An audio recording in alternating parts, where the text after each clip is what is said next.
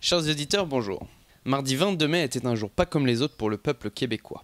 Ce jour était le 100e de la grève étudiante qui touche la province canadienne depuis que le gouvernement Charest s'est mis en tête de tripler les frais de scolarité dans le supérieur. Confrontés à des étudiants bien moins dociles que nos responsables syndicaux français, les libéraux québécois n'ont aucunement souhaité négocier avec ces jeunes. Face à cette volonté de faire, le gouvernement Charest n'a rien trouvé de mieux pour tenter de juguler le conflit social que d'instaurer une loi restreignant le droit de grève. Loin d'avoir les effets escomptés, cette loi, la fameuse loi 78, est finalement en train de cristalliser les différentes luttes sociales et politiques du Québec. Réunie sur la place de la Fontaine Saint-Michel à Paris, la communauté québécoise expatriée et des Français s'était rassemblée pour soutenir le peuple face aux dérives totalitaires du gouvernement en place. Car il n'est pas uniquement question de la marchandisation de l'éducation, mais d'une problématique plus globale. Certains Québécois espèrent maintenant que ce conflit entraînera la chute du gouvernement Charest et la tenue d'élections libres. Les rêves d'un peuple peuvent-ils tenir dans des urnes ? La question reste entière. Il n'en reste pas moins que le peuple québécois reste fier et digne. Je vous laisse en juger avec ceux que j'ai interrogés. Alors Vincent Caron, vous êtes chargé de cours à l'Université de Montréal et vous êtes venu aujourd'hui à la Fontaine Saint-Michel. Si vous pouvez expliquer pourquoi vous êtes là.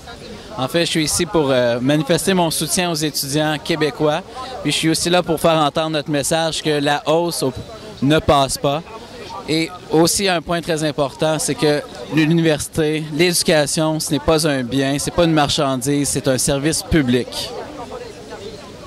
Qu'est-ce que vous pensez de la loi 78? En fait, la loi 78 elle est présentement étudiée par des avocats et des professeurs de droit qui entendent contester sa constitutionnalité. Et je ne serais pas surpris de voir que cette loi serait déclarée illégale. Et est-ce que ça vous semble, digne du Québec d'adopter une telle loi? Non, présentement, en tant que juriste, jamais je m'attendais de voir ça de la part de mon pays. On a une charte fédérale, on a une charte provinciale des droits et libertés. Le Québec s'est permis à plusieurs reprises de faire la leçon à d'autres États pour ce qui est des droits démocratiques.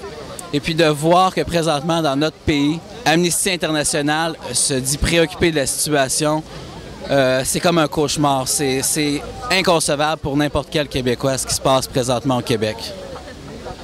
Les enjeux, on serait tenté de penser du coup, qui outrepassent la simple réforme de l'éducation, vu que le gouvernement actuellement en place est capable de prendre ce genre de mesures contre le peuple.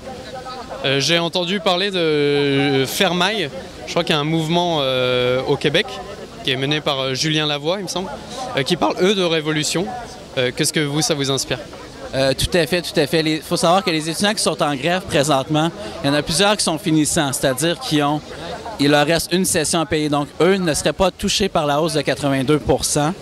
Donc, ils sont vraiment en grève pour les générations futures. Et présentement, si je donne mon appui aux étudiants, c'est aussi pour les générations futures à venir. On veut que les futures générations aient accès à l'éducation. Il faut savoir que les francophones n'ont jamais eu autant accès à l'éducation. Donc, c'est tout à fait récent dans l'histoire du Québec. Ça fait pratiquement moins de 60 ans que les Québécois francophones ont accès aux universités et on veut que ça perdure. Donc, on se bat aussi par respect pour nos ancêtres. Monsieur Paradis, est-ce que vous pouvez expliquer votre raison de votre présence ici? D'abord, le motif, la raison fondamentale, par solidarité avec tous ces jeunes qui veulent, qui se battent et qui supportent ce qu'on appelle une grève. C'est pas véritablement une grève parce que ceux qui ont le dommage actuellement, ce sont eux, hein, en se privant de cours. Donc, par solidarité.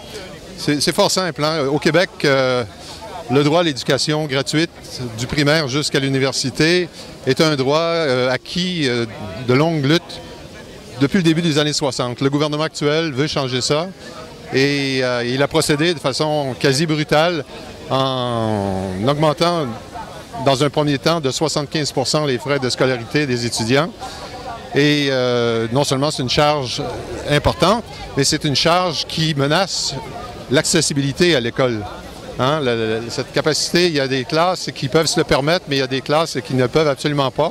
Moi-même, si mes études avaient été payantes, je n'aurais pu étudier. Mes parents m'ont soutenu, j'ai fait des études j'ai gagné beaucoup de sous. Maintenant, je veux que mes impôts servent à payer la scolarité des jeunes, nos enfants. Et alors le gouvernement, pour pallier au manque d'accessibilité des études, propose des prêts aux étudiants, mais par contre, en fait, soit les étudiants ne peuvent pas venir étudier, soit en fait, ils vont entamer leur vie active endettée. Ben voilà, vous avez dit le mot. Les prêts, c'est endettez-vous maintenant et puis vous payerez plus tard. Ça revient à la même chose. C'est vraiment le système qui veut actuellement, en fait, c'est un gouvernement qui considère l'éducation comme une marchandise. Empruntez, vous aurez un diplôme, payez pour vous obtenir, allez vous chercher un diplôme et puis vous allez gagner plein de sous.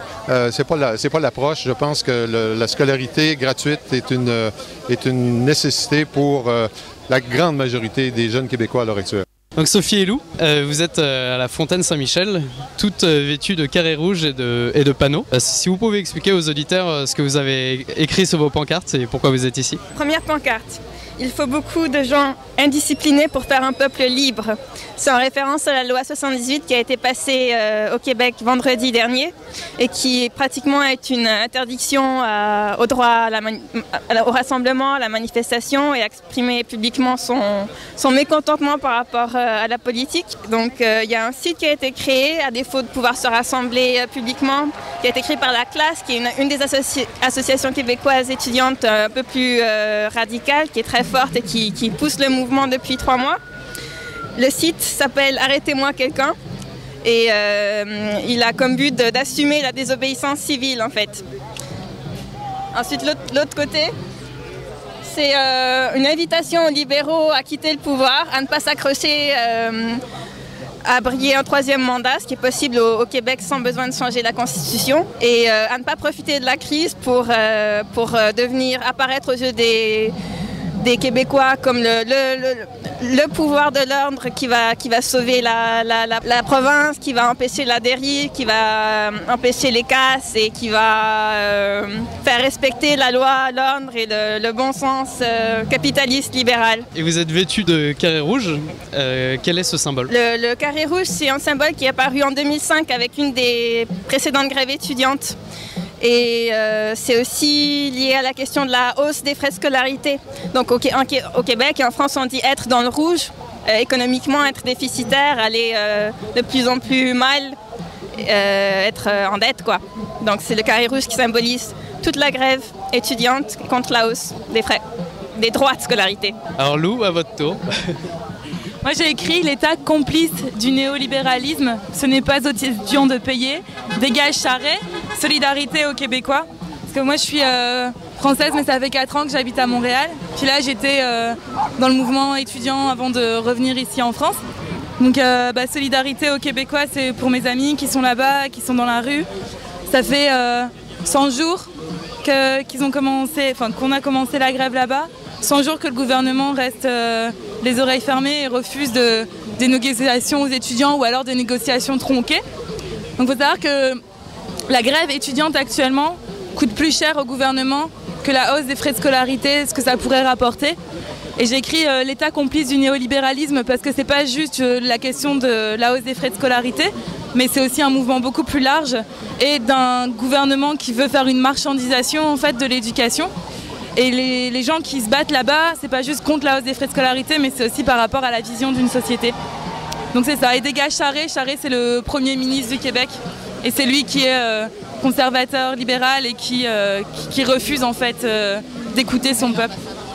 Alors, puisque vous l'avez vécu de l'intérieur, comment s'organise le mouvement étudiant au Québec? C'est très divers et varié. Il y a des principales associations, comme vous a dit Sophie, comme la classe, la FUC, qui s'organisent en fait, mais majoritairement il y a des manifs tous les soirs, il y a des manifs tous les jours, comme 3 manifs par jour. Puis c'est des gens qui s'organisent entre eux en fait, et qui discutent, qui développent une vision politique et une action politique. C'est ça. C'est plein de petits groupes divers et variés de personnes qui ont envie d'agir et qui le font. Frédéric, bonjour. Vous expliquiez tout à l'heure au mégaphone que le mouvement était plus qu'un mouvement étudiant aujourd'hui, que c'était devenu une lutte sociale.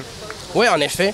C'est parce que si on regarde dans la rue à Montréal, moi j'ai fait le 22 mars, j'y étais. J'ai fait le 10 novembre 2011, donc l'an dernier. J'ai fait le 22 avril aussi. Et dans la rue avec nous, c'est pas seulement des étudiants, c'est en majorité des étudiants, mais il y a des gens de tous les âges. Oui, le but de la manifestation, c'est contester la hausse des droits de scolarité. Mais il y a des gens qui sont là qui se battent contre l'exploitation des gaz de schiste. Il y en a des gens qui sont là qui se battent pour plein de luttes pour la protection des animaux. Le mouvement étudiant a canalisé une rage. Il y en a des gens qui se battent contre la corruption parce que c'est des gros scandales présentement au Québec. Là, le parti au pouvoir a de plus en plus d'allégations de corruption, de détournement de fonds publics et de choses comme ça contre lui. Donc, dans la rue, quand on est dans la rue à Montréal, il y a des gens qui se battent pour plein de choses. Et le mouvement étudiant a su canaliser la grogne populaire contre le gouvernement. Donc, c'est rendu une lutte. Le mouvement étudiant est devenu une lutte symbolique contre le gouvernement. Oui, c'est encore une lutte étudiante contre la hausse des frais de scolarité et tout, mais c'est beaucoup plus que ça. C'est devenu une lutte sociale d'un peuple contre son gouvernement. Le gouvernement n'a plus la légitimité de continuer à gouverner ce peuple-là. Il faut qu'il déclenche des élections, il n'a pas le choix. Surtout avec la loi 78. La loi 78, c'est le meilleur exemple pour dire que... la loi 78, c'est le meilleur exemple. C'est un gouvernement qui n'a plus le contrôle de la situation, alors il improvise. Il improvise des solutions complètement antidémocratiques, des solutions contre les droits et libertés. Pourquoi? Parce qu'il a perdu le contrôle de la situation et il improvise une solution. Il n'a plus la légitimité d'être là. C'est un gouvernement qui a perdu toute la légitimité, même les appuis qu'il avait au niveau de la lutte. Au niveau de la hausse des frais de scolarité, tous les appuis qu'il avait, il les a perdus avec la loi 78. C'est un gouvernement illégitime qui n'a plus sa raison d'être. Il faut des élections et le mouvement étudiant a su canaliser cette force-là au Québec, cette grogne-là envers le gouvernement. Est-ce que vous pensez que de nouvelles élections pourraient changer le rapport de force? Assurément, assurément, parce que je sais de l'interne, étant impliqué dans le mouvement étudiant, que le mouvement étudiant est en train de changer et de se transformer en un mouvement électoral. Donc, ils vont probablement faire une campagne parallèle à celle du gouvernement sortant pour le faire battre. Donc, la lutte se transforme de plus en plus en une lutte électorale. Et bref, l'élection qu'il va y avoir bientôt, on ne peut pas savoir la date parce qu'au Québec, c'est pas comme en France, il n'y a pas d'élection à date fixe. C'est le gouvernement qui choisit la date des élections. En fait, c'est la seule façon d'exprimer la colère. Le gouvernement nous ignore, le gouvernement nous combat, le gouvernement nous méprise. Il faut le sortir et l'élection, ça va être le changement. Le changement, ça va être à l'élection. Pour reprendre un peu le slogan de François Hollande, le changement, c'est maintenant. Alors Marc-André, vous êtes québécois, vous faites actuellement vos études en France. Et est-ce que vous pouvez informer les auditeurs sur ce qui se passe actuellement au Québec? Parce que vous avez des amis qui sont dans le mouvement étudiant actuellement. Eh bien, l'histoire est longue et complexe. Je vous inviterai à vous informer là-dessus. Mais grosso modo, ce qui s'est passé, c'est qu'une lutte contre la hausse des frais de scolarité a remis en jeu l'accessibilité aux études supérieures et l'arrogance un peu du gouvernement et leur non-volonté à vouloir vraiment négocier avec les associations étudiantes a transformé le conflit en une crise de société, carrément pour défendre le droit de la libre expression, le droit d'association et défendre les principes fondamentaux de la démocratie. Comment les étudiants réagissent à cette loi 78? Très mal. Mais rendu là, on dit étudiant, mais maintenant, c'est plus étudiant. Il y a des parents dans la rue, des professeurs, il y a des vieillards, il y a des enfants. C'est une loi qui carrément empêche les gens de s'exprimer. Et juste pour vous donner un exemple, à partir de 9 personnes, on est rendu à une manifestation illégale en ce moment à Montréal à cause de la loi 118. Donc c'est radical. On répond à un conflit avec une loi quand les gens ont bien montré que la loi, ça n'importe plus. Donc, c'est juste la pire réponse à un conflit très grave en ce moment. Plus fort pour que personne ne nous ignore, crions! Plus fort pour que personne ne nous ignore, crions! Plus fort pour que personne ne nous ignore, crions! Plus fort pour que personne ne nous ignore, crions! Plus fort pour que personne ne nous ignore, crions! Plus fort pour que personne ne nous ignore! Bon, écoutez, maintenant, on est rassemblés ici en solidarité avec les étudiants du Québec pour contrer la hausse des frais de scolarité de 75 % sur 5 ans, décrite par le gouvernement Charest. Et c'est une hausse qui est sans précédent et qui est qui est le résultat d'une politique néolibérale très vive dans le gouvernement Charest. Et je dirais que les étudiants sont dans la rue depuis 14 semaines et aujourd'hui, c'est la commémoration de la 100e journée de la grève étudiante. Et le mouvement s'essouffle pas, même que le mouvement est de plus en plus intense depuis l'adoption de la loi 78, je dirais, voilà. Vous pouvez expliquer pour les auditeurs quelle est la loi 78? La loi 78, c'est une loi qui a été adoptée vendredi passé et qui prévoit des amendes énormes, des amendes salées pour les étudiants, les gens pris en manifestation pacifique non déclarée de plus de 10 personnes. Donc on parle d'amendes d'entre 1 000 et 5 000 $ ou d'amendes de 125 000 $ pour les leaders étudiants qui peuvent inciter à la manifestation, à la désobéissance civile. Et c'est une loi qui a été adoptée et qui ne passera pas devant les tribunaux, mais qui pour le moment fait force de loi pour les forces policières du service de police de Montréal ou pour les services de police partout au Québec.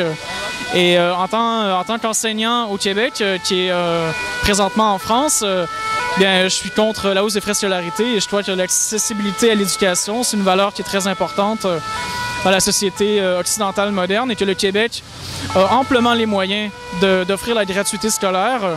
Pour environ 1% du budget du PNB du Québec, on pourrait offrir à la jeunesse québécoise une chance d'être la plus éduquée et la mieux informée au Québec. Voilà.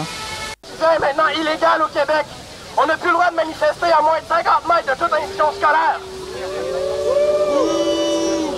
Vous êtes français et vous êtes venu à la Fontaine Saint-Michel aujourd'hui. Ouais, tout à fait. En fait, donc, je m'appelle Guillaume Lalanne, je suis président d'une fédération d'associations au niveau français, membre de la FAGE, donc Fédération des associations générales étudiantes. On a voté notre soutien plein à l'unanimité au mouvement québécois. Pour nous, en fait, c'est juste inacceptable ce qui se passe au Québec. On pense vraiment que voilà, la démocratisation de l'enseignement supérieur est bafouée, c'est-à-dire qu'en gros, les étudiants ne peuvent plus étudier, enfin n'importe quel étudiant ne peut plus étudier comme il faut au niveau, à n'importe quel niveau d'ailleurs. Pour nous, c'est juste inacceptable. L'enseignement supérieur doit rester accessible à tous, pour tous. Certains États du Canada ont des frais d'inscription supérieurs effectivement à ceux du Québec, mais il faut savoir qu'en parallèle, eux ont des bourses également supérieures. Les étudiants québécois, en ayant des frais d'inscription aussi élevés, avec des moyens si réduits au niveau des bourses, ne peuvent simplement pas plus en fait accéder à l'enseignement supérieur de la même manière que les autres. Ça, c'est scandaleux. Et voilà. Et à l'heure actuelle, on remarque ce phénomène un peu partout en Europe, un peu partout dans le monde, ce qui n'est pas normal. En France, j'espère que ça n'arrivera pas, mais ça pourrait arriver. Donc justement, on est là pour apporter notre soutien et témoigner notre solidarité envers ce mouvement contre l'augmentation des frais d'inscription. Dehors, on va trouver une job dans nos charrettes. Dehors, on va trouver une job dans nos charrettes. Dehors, on va trouver une job dans nos charrettes. Dehors, on va trouver une job dans nos charrettes. Charrette dehors, on va trouver quoi? On va trouver une job dans le Nord. Il y avait environ 300 personnes aujourd'hui à la Fontaine Saint-Michel. Quel est votre sentiment? Que c'est merveilleux. Écoute, on est en France, on regarde ce qui se passe au Québec avec un sentiment d'impuissance et un peu de rage. Et on voit qu'on n'est pas les seuls et on peut essayer de faire quelque chose qui puisse montrer que... élargir ce mouvement-là, parce qu'on s'entend que le gouvernement québécois n'écoute clairement pas la population, n'écoute pas la jeunesse, n'écoute pas la population en général. Il va peut-être écouter le monde entier qui commence à voir le Québec comme étant un État voyou. Comment vous ressentez la situation, vous, depuis la France, en fonction de ce qui se passe au Québec actuellement? Je suis ici depuis septembre. Tout le mouvement, je le vois depuis la France et c'est horrible. C'est pas un mouvement étudiant comme les autres. C'est pas une contestation sociale comme on est habitué au Québec. Au Québec, il y a une culture de consensus qui est très forte. Habituellement, quand il y a une contestation, elle se règle, elle négocie. Ça se passe assez bien. On a une belle paix sociale au Québec. Et ça, c'est en train d'être remis en question complètement par un gouvernement corrompu, limite illégitime, puis qui en plus souhaite honnêtement être en guerre contre ses étudiants et sa jeunesse. C'est réellement ça en ce moment. On voit le gouvernement qui lutte et qui combat ses propres étudiants, combat sa population en général, refuse de faire des enquêtes sur la corruption. Ça a pris 3 ans avant de le forcer, juste assez pour laisser les preuves le temps de disparaître.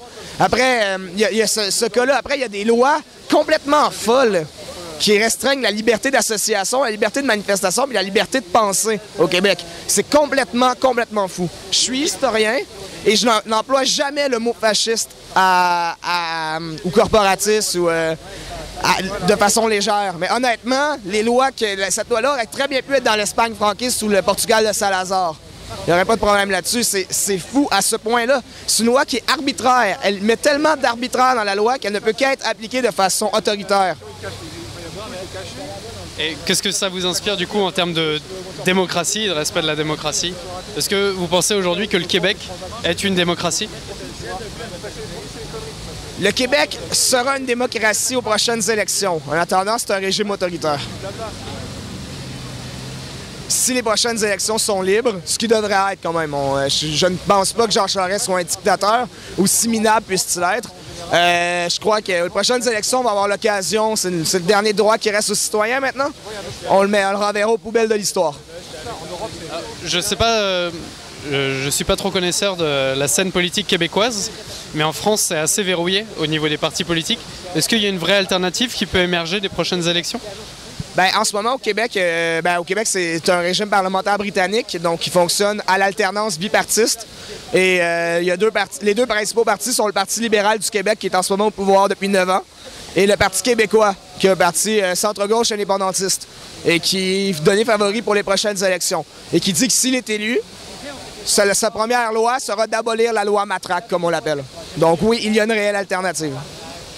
Est-ce que justement, l'abrogation de la loi matraque, ça risque pas d'être utilisé pour calmer la contestation populaire, alors qu'en fait les problèmes de fond ne seront pas réglés. Il y a simplement cette question de loi 78 et de hausse des frais de scolarité peut-être. Ben, comment dire, se débarrasser du gouvernement libéral est en soi un acte de salubrité politique. Les dommages qu'il a fait sur le tissu social québécois, sur la paix sociale au Québec, sont beaucoup plus vieux que simplement la loi matraque. Ce n'est qu'une nouvelle insulte qu'ils mettent. Il y a des mouvements sociaux comme jamais au Québec pour justement un grand nombre de cas de corruption. La vente de nos ressources naturelles à bas prix. Ils ont privatisé les réserves de pétrole gratuitement pour les donner à des amis du parti. Et c'est des choses horribles qui se passent. Et là, on va voir qu'est-ce qu'on peut faire après. De vous voir ici à Paris aujourd'hui, ça fait chaud au cœur. Ça fait chaud au cœur et je dois vous dire qu'il y a beaucoup de Québécois présentement. Il y en a plus de 150 000 qui sont dans les rues à Montréal présentement. Je suis sûr qu'ils vont verser une larme en voyant que Paris est derrière eux, que la France est derrière eux, que le monde est derrière eux.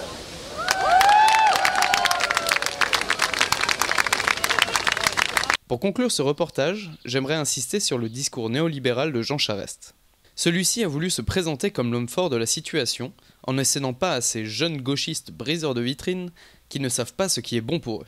Finalement, en criminalisant l'expression légitime de la colère populaire par l'application d'une loi scélérate, Charest fait passer le peuple québécois du statut de victime à celui de criminel. C'est vraiment le monde à l'envers. La presse complice, détenue par les financiers, reprend allègrement cette idéologie et oublie qu'en appuyant ce discours, c'est la jeunesse du Québec et sa postérité qu'il condamne. Thierry Gilbert, dans son ouvrage « L'évidence du discours néolibéral » paru aux éditions du Croquant, décrypte d'ailleurs avec brio les artifices utilisés pour tromper le jugement du public. Si vous voulez soutenir les Québécois, vous pouvez consulter le site www.arrêtez-moi-maintenant.com. Ce site recense déjà des milliers de photos de soutien à la désobéissance civile concernant la loi 78, et vous pouvez, vous aussi, y ajouter la vôtre. Je souhaite bien du courage au peuple québécois dans sa lutte pour le respect de sa volonté. Et pour reprendre les mots du général de Gaulle lors de sa visite à Montréal en 1967, Vive le Québec libre!